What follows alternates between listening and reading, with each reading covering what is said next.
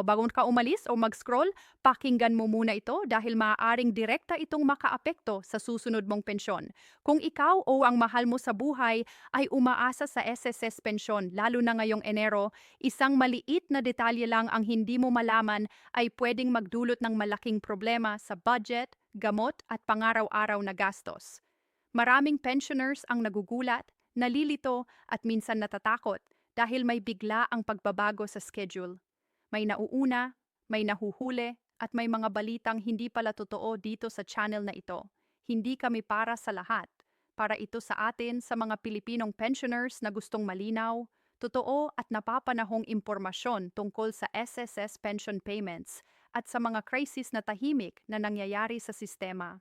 Kaya kung gusto mong laging handa, laging may alam at hindi basta nabibigla kapag may bagong anyo or pagbabago sa pensyon, mag-subscribe ka na ngayon at manatili hanggang dulo ng bawat video dahil bawat update na ibinabahagi dito ay para sa'yo, para sa atin at para sa seguridad ng ating kinabukasan.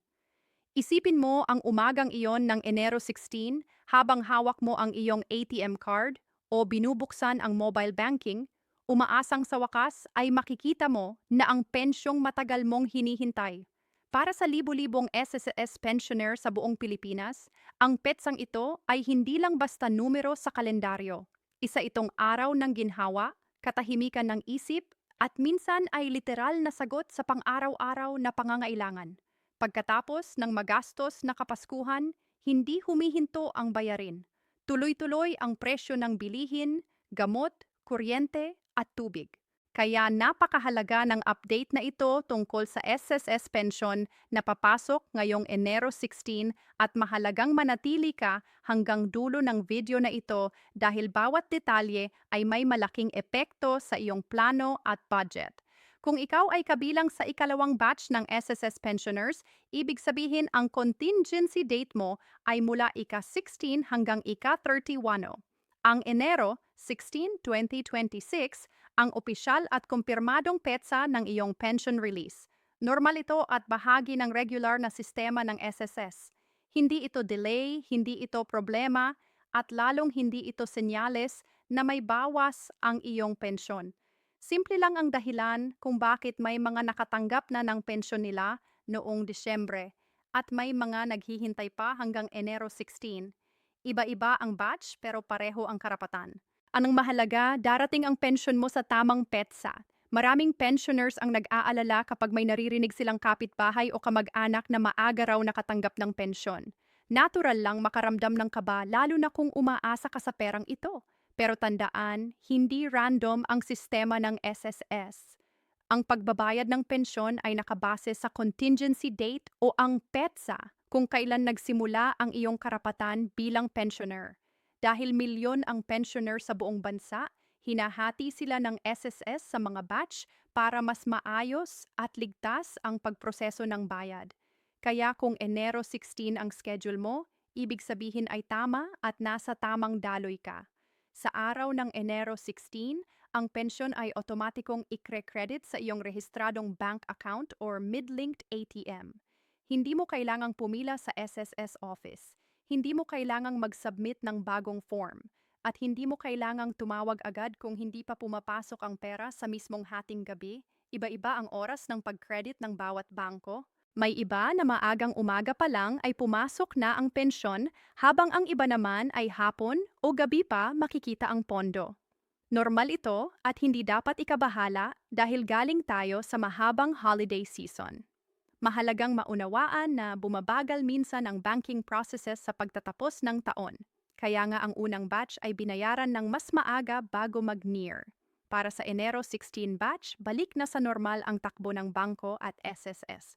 Kung sakaling hindi mo pa makita ang pensyon sa mismong araw na yon, pinakamainam na maghintay muna hanggang sa susunod na banking day bago makipag-ugnayan sa SSS. Sa maraming kaso, kusaring pumapasok ang pensyon matapos lamang ang ilang oras o isang araw.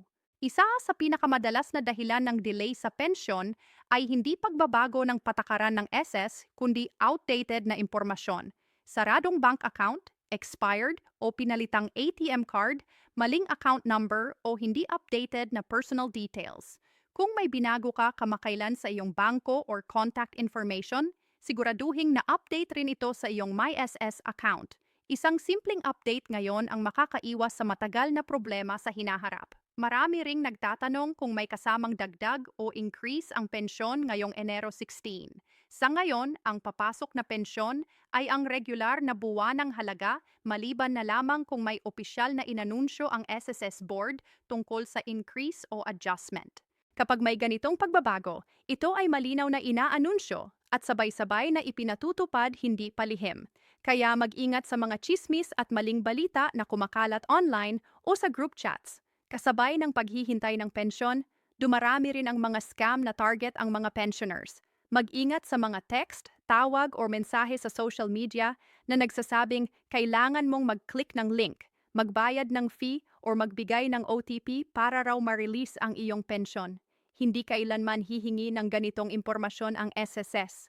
Ang pensyon mo sa Enero 16 ay automatikong papasok maayos ang iyong records. Ang pagprotekta sa iyong personal na impormasyon ay kasing halaga ng pag-alam sa iyong schedule. Para sa maraming pamilya, ang pensyon na ito ay hindi lang para sa isang tao. Ito ang bumubuhay sa buong sambahayan. Ito ang pambili ng pagkain, gamot at minsan ay tulong din sa mga apo. Kaya napakahalaga ng tamang impormasyon. Kapag alam mo ang eksaktong petsa ng iyong pensyon, mas maayos kang makakapagplano, mas iiwas ka sa pangungutang at mas mapapanatag ang iyong isipan. Sa panahong mahalaga ang bawat piso, ang kaalaman ay kapangyarihan. Habang papasok ang mga susunod na buwan ng 2026, mananatili ang ganitong sistema ng pagbabayad, maliban na lang kung may opisyal na pagbabago mula sa SS. Kaya ugaliing alamin ang iyong batch, manatiling updated at huwag basta maniwala sa sabi-sabi. Ang channel na ito ay ginawa para sa isang layunin lamang ang tulungan ang mga Pilipinong pensioners na maging handa, maalam at protektado laban sa kalituhan at maling impormasyon. Kung nakakatulong sa ang ganitong mga update, inaanyayahan kitang mag-subscribe. Hindi ito basta channel lang. Ito ay para sa atin. Para sa mga umaasa sa SSS Pension. Para sa mga gustong malinaw ang impormasyon at sigurado ang plano, dito mo malalaman ang pinakabagong pension payment schedules, mahahalagang anunsyo, at mga paalala na direktang may epekto sa iyong buhay. Kaya habang papalapit o dumarating ang Enero 16, tandaan mo na ang pensyon mo ay paparating ayon sa tamang schedule. Manatiling kalmado, mag-check sa tamang oras, at huwag hayaang sirain ng chismis ang iyong kapayapaan ng isip. Manatili kang nakatutok, manatiling may alam at manatili ka dito sa ating komunidad dahil bawat update na ibinabahagi namin ay para sa iyong kapakanseguridad at mas maayos na kinabukasan. M.M.1